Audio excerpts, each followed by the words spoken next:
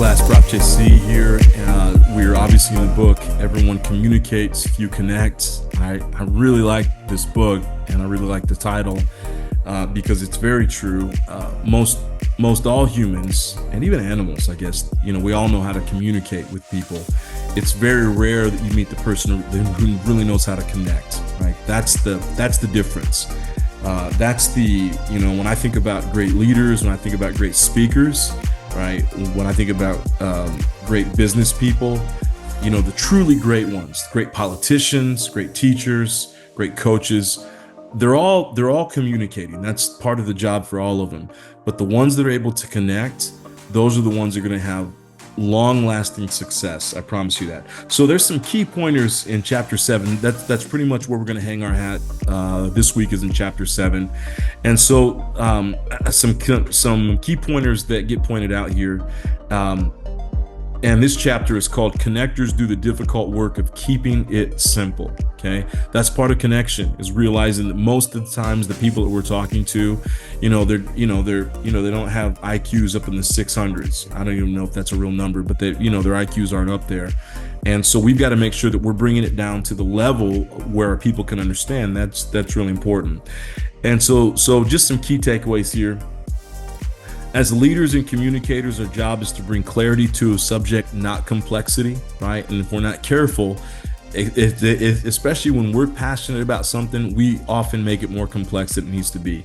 Our job is to make it simple, okay? Bring clarity, okay? Make it as simple as possible. It doesn't take nearly as much skill to identify a problem as it does to find a good solution. Most of you know that. I love this next one. The measure of a great teacher isn't what he knows, it's what his students know, right? So oftentimes if we're not careful, especially in jobs like mine, it's like, well, what does the professor know? That's the most important thing. Well, no, I think teachers and leaders really should be judged on when we give an assignment, when we give whether that's in the classroom or whether that's in the marketplace, that's in the job, that's in the business, whatever it is, how well are our people, how well are they able to execute that thing, right? How much do they know about it? That's the key. That's what great leaders don't really have to be that smart. They just have to know how to empower other people. And we should be judged based on when people leave us, are they better, right? That's a great question that we talk a lot about.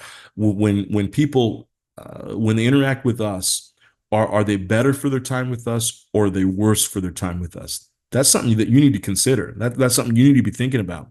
Right? When people leave you, right? If you're in a leadership position, or if you're on a team with somebody, can people say, "Hey, because I was with," and put your name in there, "because I was with XYZ, right? I'm a better person." And the same thing when we're speaking, when we're leading, right? Can people walk away from our presentations? Can they walk away from our leadership and say, "I'm better because of the time I spent with that person"?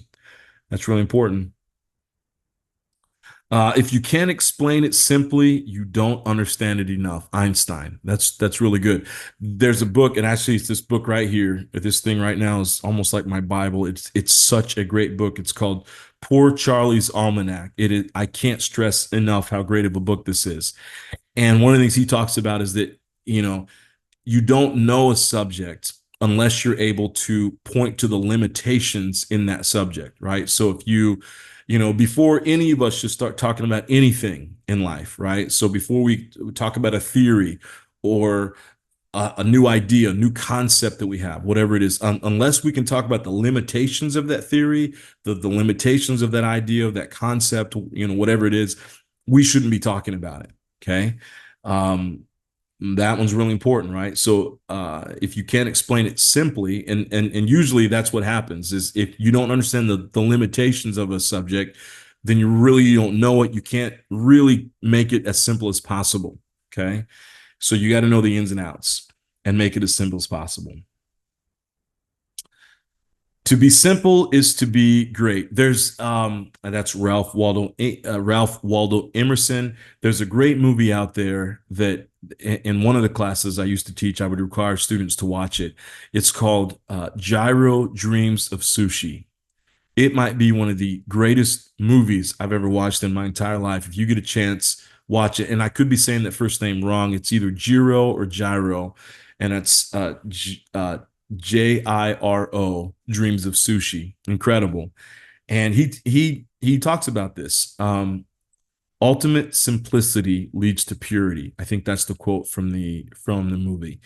And so this is about a guy who's, if he's still living to this day, he's been doing sushi for 70 to 80, almost 90 years. He's known as one of the sushi masters in the entire world. And so this movie just kind of follows him. His sushi is so good, from what I understand. Um, he only serves like 10 people a night at his restaurant. You have to get a reservation months and months and months ahead of time. You can't just pop into the restaurant. It's so good that when former President Barack Obama visited, when he was visiting Japan, he made sure to stop in there and eat the sushi from this gentleman. So it's that good. But he talks about that. Ultimate simplicity leads to purity. Okay, so you want a pure product, it's got to be simple. I'm recording this on an Apple. I know not all of you Apple people out there, but if you think about what made Apple so great in their products, they're very simple. Okay, so anyway, here's what we have to talk about. So here are 5 ways to keep it simple. Number one is this. This is really when you're communicating. So if you're in a leadership, you're giving a presentation, whatever, here's what you got to do. Number one is this: talk to people, not above them. The worst thing that any of us have been a part of, you listen to someone speak, whether it's a coach or a teacher or a speaker, or maybe a pastor, a faith leader, is when they're talking down to us, right? Um, and it's like they're up here and we're way down here. That's probably the worst kind of person that we want to listen to. So make sure you're not doing that as a speaker, as a leader. You're talking to people. Okay, you're not talking above them. It's I'm all the way up here and you people. I've actually heard speakers say that before. You people, right? You got to be careful about that, right? Get to the point. I know some of you are probably thinking on these podcasts, JC, you need to take that. You need to take that one. Get to the point. I don't need to explain that one, right? So if there's a point that we need to make in our talk, we got to get right to it. That's really important. Number 3, now this is probably something I do very well. Say it over and over and over again. Now here's what he means by this. I heard a leader one time say that when you have said it, they gave a number. It's like when you have said it, whatever that thing is that you're saying, when you've said it 16 times or no. Here's what they said. When you're blue in the face, they're just now getting it. That's what he said. When you're blue in the face, they're just getting it. Okay. And so basically you've said it 3 or 4 times and it's not working, right? And they're not quite getting it. You've got to say it over and over and over and over again. And by the time you say it over and over and over again, that's when they're starting to get it. But it's the nature of people. The more, I've always said this, the more people you put in a room or on a team or whatever, for some reason, it's like the IQ level just keeps going down, right? The larger the crowd, the smaller the IQ. So if you're going to lead large crowds, you got to make sure that you're repeating things over and over and over again. And I'm not trying to be rude here. I'm just saying that has simply been something I followed in my own life, that the more people that are in the room, the more you've got to dumb that message down. I probably shouldn't say dumb it down. You got to make it simple, right? The more simpler it needs to be, the more people in the room. And you got to say it over and over again, or people will forget. They won't remember. And number 4, it says this: say it clearly, right? Say it with clarity. Learn how to speak. If you're a person who stumbles over words or whatever it is, make sure that you're learning how to do that. Believe it or not, I stuttered a lot growing up. I still do to this day. It's not what it used to be. But if you told me for a living I'd be doing this kind of stuff, and I'd be speaking and I'd be teaching and I'd be traveling and doing some of the stuff I do, I'd say there's no way. But I've also I've had to do a lot of work on it. And then at some point you realize, hey, sometimes the stutter is going to be there. And so it's going to be there. But if you're not a clear speaker, learn how to speak clearly. Okay. That's really important. And then number 5, say less. Say less. Okay. Say as little as possible.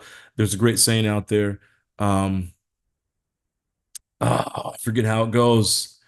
I should have written this down. I use it all the time.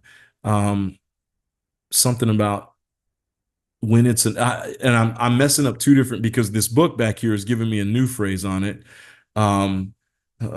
It's basically something about, I forget what it is. I'm not going to try to, I need to say less, right? So anyway, here's what I want you to do for your assignment this week. All you have to do is just write out the 5 things that I just shared. What are the 5 ways to keep it simple? That's all I want you to do, okay? And then just as you're writing them out, be thinking, what are ways that you can do this better yourself, right? In your leadership roles, in the roles that you are there things that you can do better with these 5 things that we just talked about so that you can keep it more simple, keep it more pure, right? Less complex, more simple. Thanks so much for listening today. I look forward to reading your responses. This should be easy. Just list out the 5 things we just talked about, 5 ways to keep it simple. And I'll see you in the next episode of our podcast. Everybody have a great week. Take care.